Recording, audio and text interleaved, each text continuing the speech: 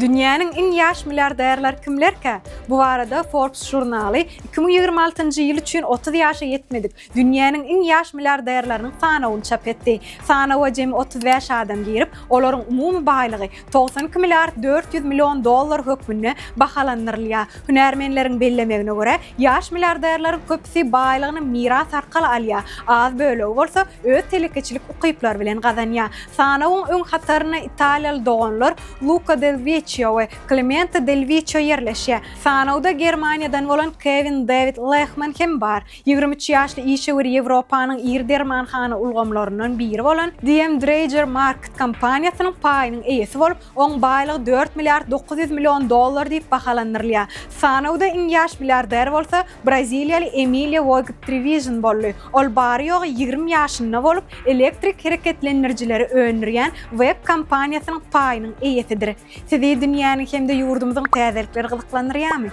Onu Turkmenportal bilen galyň. Bize agza bolmaklygyny unutma.